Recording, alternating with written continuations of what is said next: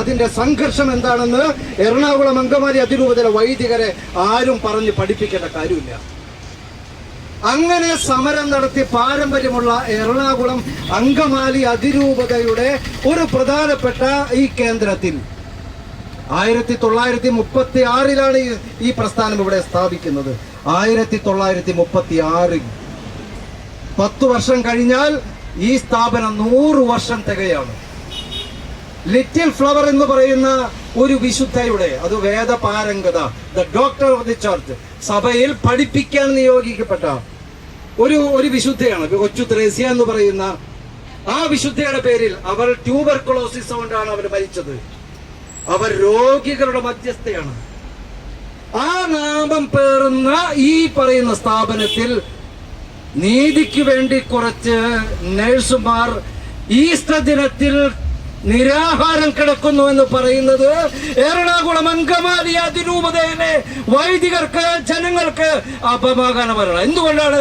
കാരണം അവർ നീതിക്ക് വേണ്ടി പോരാട്ടം നടത്തിയ മനുഷ്യരാണ്. അവർ നീതിക്ക് വേണ്ടി ദാഹിക്കുന്ന മനുഷ്യരാണ്. അവർ നീതിക്ക് വേണ്ടി കരഞ്ഞ മനുഷ്യരാണ്. നീതിക്ക് വേണ്ടി കരയുന്നവർ, നീതിക്ക് വേണ്ടി ദാഹിക്കുന്നവർ ഭാഗ്യവാന്മാരെന്ന് യേശുവിന്റെ വചനമുണ്ട്. അങ്ങനെ നീതിക്ക് വേണ്ടി ദാഹിച്ചവർ, നീതിക്ക് വേണ്ടി പോരാടിയവർ, നീതിക്ക് വേണ്ടി ചോദ്യങ്ങൾ ഉന്നയിച്ചവർ, അവർ ഒരുപാട് പീഡനങ്ങളും താടനങ്ങളും ഏറ്റുവാങ്ങിയ മനുഷ്യരാണ്. അവർ ആദ്യമേ തന്നെ തീരുമാനിക്കേണ്ടത് ഇങ്ങനത്തെ ഒരു സമരം ഈ ലിറ്റിൽ ഫ്ലവർ ഹോസ്പിറ്റലിന്റെ മുമ്പിൽ ഉണ്ടാകാൻ പാടില്ല എന്ന തീരുമാനം എറണാകുളം അങ്കമാലി അതിരൂപതയുടെ നേതൃത്വം എടുക്കേണ്ടതാണ്. ആ നേതൃത്വത്തെ കൂടെ അങ്ങനെ തീരുമാനം എടുപ്പിക്കാൻ ആ വൈദിക സമൂഹത്തിന്, പ്രത്യേകിച്ചും ആ ജനങ്ങൾക്കും കടമയുണ്ട്. ആ കടമയുടെ പരാജയമാണ് ഇന്ന് ഇവിടെ സംഭവിച്ചിരിക്കുന്നത്. അതുകൊണ്ടാണ് ഞാൻ പറഞ്ഞത്, ഇത് എറണാകുളം അങ്കമാലി അതിരൂപതയിലെ വൈദികർക്കും ജനങ്ങൾക്കും അപമാനമുണ്ടാക്കുന്നു.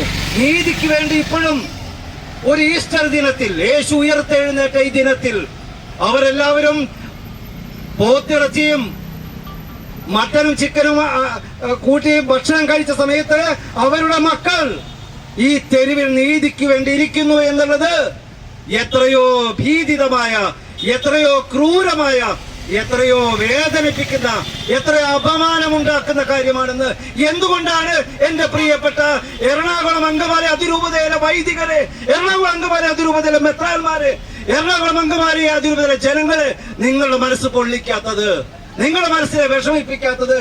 നിങ്ങൾക്ക് എന്താണ് കരുണയില്ലാത്തത്? നിങ്ങൾക്ക് എന്താണ് കരുണയില്ലാത്തത്? കാരണം നിങ്ങൾ കരുണയ്ക്ക് വേണ്ടി ദാഹിച്ചവരാണ്. ഞങ്ങളുടെ നീതിക്ക് വേണ്ടിയുള്ള ദാഹത്തിന് വേണ്ടി നിങ്ങൾ കരഞ്ഞപ്പോൾ, നിങ്ങൾ സമരം ചെയ്തപ്പോൾ, നിങ്ങൾ സംഘർഷം അനുഭവിച്ചപ്പോൾ ഞങ്ങളെ ആരും കാണുന്നില്ല, കേൾക്കുന്നില്ല, ഞങ്ങൾ ഒറ്റപ്പെടുന്നു എന്ന് വിലപിച്ചവരാണ് നിങ്ങൾ. നിങ്ങളുടെ വിലാപത്തിന്റെ അർത്ഥം എന്തായിരുന്നു? നിങ്ങളുടെ കരച്ചിലിന്റെ അർത്ഥം എന്തായിരുന്നു? ആ കരച്ചിൽ വെറും പൊള്ളയായ കരച്ചിലാണെന്നല്ലേ ഈ സുഹൃത്തുക്കൾ നമ്മളോട് പറയുന്നത്, ഈ മക്കൾ നമ്മളോട് പറയുന്നത്, ഈ സ്ത്രീജനങ്ങൾ നമ്മൾ പറയുന്നത്? ഇവർക്ക് മാതാപിതാക്കളുണ്ട്, ഭർത്താക്കന്മാരുണ്ട്, കുഞ്ഞുമക്കളുണ്ട്. അവരെല്ലാം വിട്ടിട്ടാണ് ഈ ഈസ്റ്റർ ദിനത്തിൽ നിരാഹാരം ഇവിടെ അനുഭവിക്കുന്നത്. എറണാകുളം അങ്കമാലി അതിരൂപത നടത്തിയ സമരങ്ങൾ, അത് ആ കർദിനാളിനെതിരെ നടത്തിയ സമരമാണെങ്കിലും, അത് ബലാത്സംഗ പീഡന വീരനെതിരെ നടത്തിയ കന്യാസികളോടൊപ്പം നിന്ന് നടത്തിയ സമരമാണെങ്കിലും, ആ സമരത്തിൽ നീതിക്ക് വേണ്ടി, നേരിന് വേണ്ടി, നേർമയ്ക്ക് വേണ്ടി നടത്തിയ സമര പോരാട്ടങ്ങളാണ്. ഒരുപക്ഷെ കത്തോലിക്ക സഭയുടെ